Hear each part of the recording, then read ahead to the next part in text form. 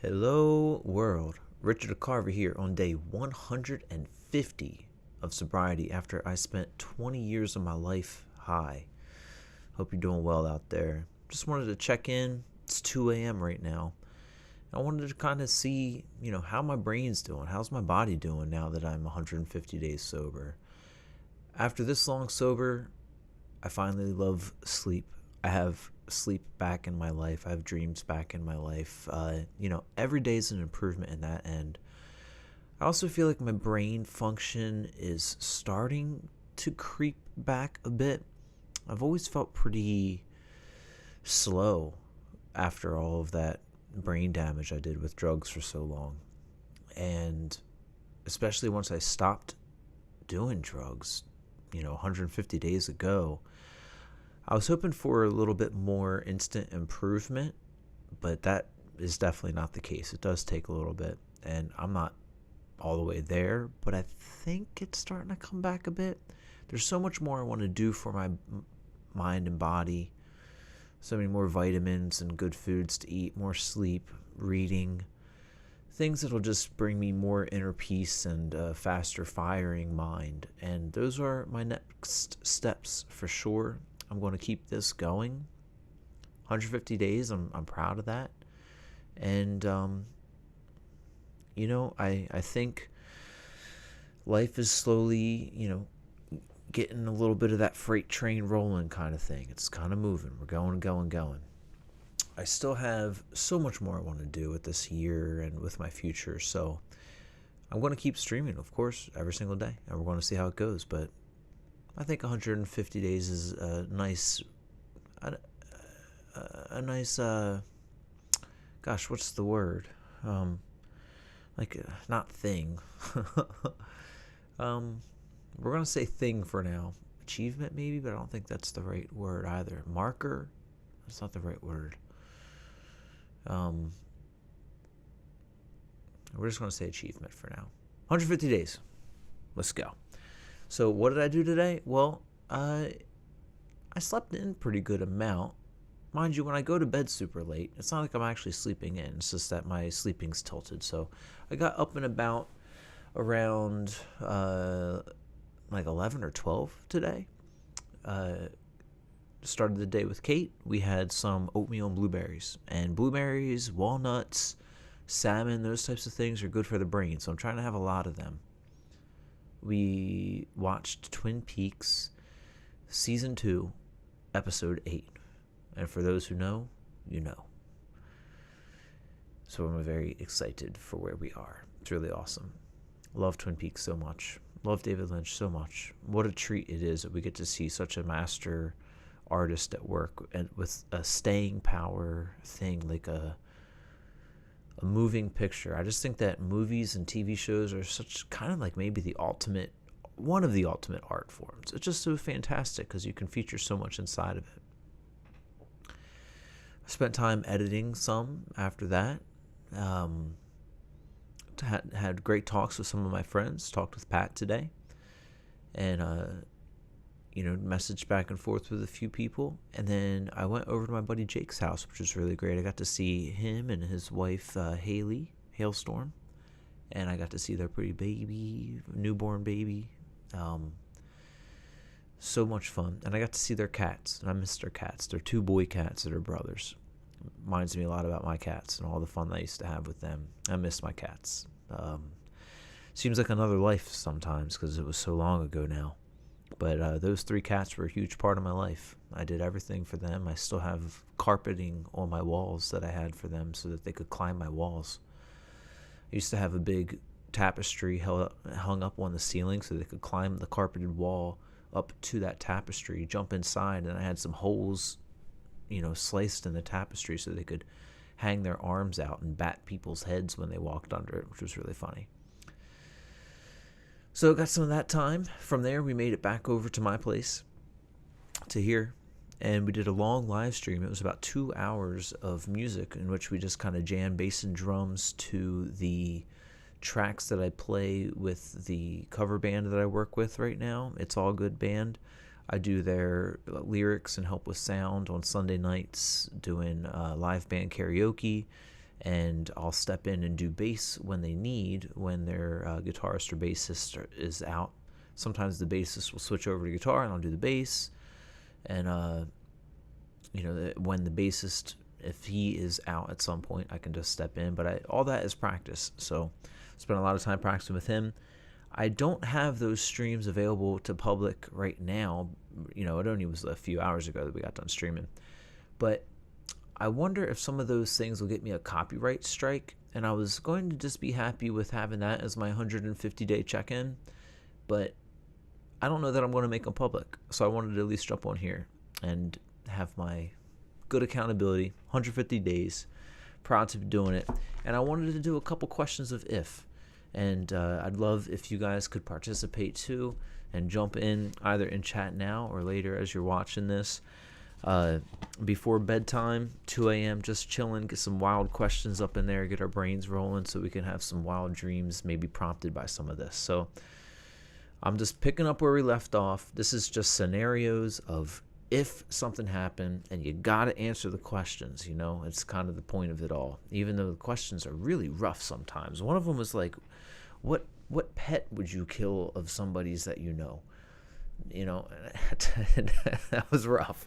So if I had to convert to a different religion, which would you choose? I don't know that I'm in a religion right now. So what would I choose? Gosh, something chill. I don't want like a crazy hard religion to do anything with. Right now, my algorithm on Instagram is locked in, and the things that I see on there are very religious, of wild religious things that go on. That's kind of fun, but I don't want to be, in one of those wild ones. Is Buddhism a religion? I really don't know if Buddhism is a religion. I would probably choose Buddhism because that's about like what I do now. And but it does say different religion. So like Hinduism maybe, because that's kind of like Buddhism. I also don't think that some Christian religions are too bad.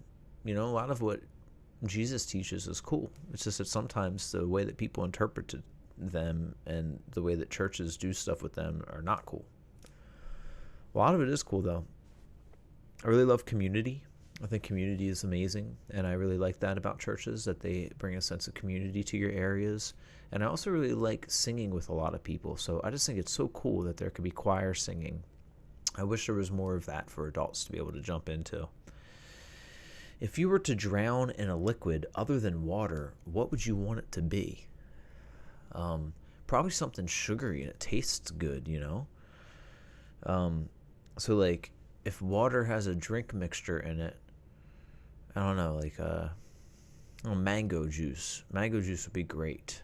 I would be down for that. And not like the regular, not like juice, not watery juice. It's that like thick mango thing you get in those weird oblong, really tall glass bottles. I think there's a certain name for those, but I don't know. Maybe with it being so late, my brain is not really working with vocabulary. That's funny to say after me saying that. After 150 days, it seems like I'm getting some brain activity back. But I want to say lassi, but I think lassi is not the right word because that has like some type of yogurt in the drink with it. So yeah, but like a thick mango thing would be nice if you had to drown in a liquid. That's what I would choose. If you could reverse one sports call in history, which would it be? Do I have to choose one? So many that go against the Seahawks. The Seahawks have had some rough calls at them. I can't, sports. I enjoy sports because they're there in the present moment and it's something that's not scripted. I almost feel like once a sports game is done, it just goes to the wayside for me, other than the stats that are left over from it. I never rewatch a sports game, ever. I don't know if I've, other than like highlights maybe I've seen, but so yeah, I don't know. some things that have tragically happened to the Seahawks. We'll say that. If you had to name the most terrifying moment of your life so far, what would it be? Oh, I hate getting into this stuff. I've had a lot of terrifying moments. I've had a lot of trauma. I've unfortunately endured 2 different home invasions, and it's terrible. That's super frightening. It affected me for years and affected my sleep even till now. I still sometimes only sleep kind of like a one eye open type of thing. I have security cameras all over my house. I have bells and all these types of things on all my doors. Circled my property with gravel so that I could hear any type of step or car tire. I used to sleep with the windows cracked and the door cracked, with like a gun by the door, just so I could be even more on it, Those are definitely impactful, but I've had a lot of other frightening moments, I remember when I was first told when I was a kid that I had a heart condition that could kill you without any notice. And it was called SADS, Sudden Adult Death Syndrome. And that was a scary moment. I remember being really sad about that. Cried a lot at the hospital, at the Philadelphia Children's Hospital where I was.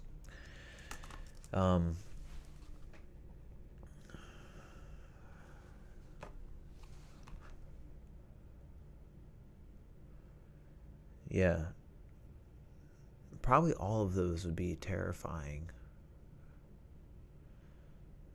I think that's probably what I would choose is the home invasion stuff, having a gun pulled on me,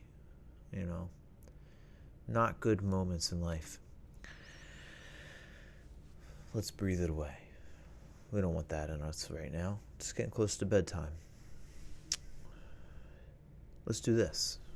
If you had to be homeless for 1 year, where would you want it to be? Hawaii. 100% Hawaii. It'd definitely be a year in Hawaii, homeless, living on a beach, and eating fruit off of trees. Catching some crabs here and there, and some fish.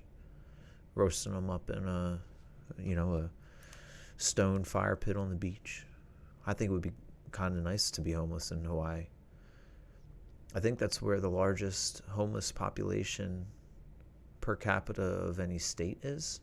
Or maybe it's just the fastest growing is in Hawaii, the homeless population there, because it's more on the easier side. There's not as much of that winter chill to deal with. The hard part is getting there. But once you're there, imagine it would be a simple, beautiful life in some ways. Not that being unhomed is a good thing in any way, but if you had to choose a place, that's where I would choose, is Hawaii. And let's do one last question for the night before we sign off, everybody. If you could be guaranteed one thing in life besides money, what would you ask for? Guaranteed one thing in life besides money? Is a loving family a thing? Loving family, healthy loving family, I don't know if that counts. Would that be, is that a thing? Money's more of a thing. Could you say memories with loved ones? Is that a thing? Are those things? Positive memories with loved ones. That's the thing I would love to be guaranteed. A long life with loving memories. That would be, I feel like maybe that would not qualify as what this question is asking. If it were a thing, an inanimate object thing, and not an experience,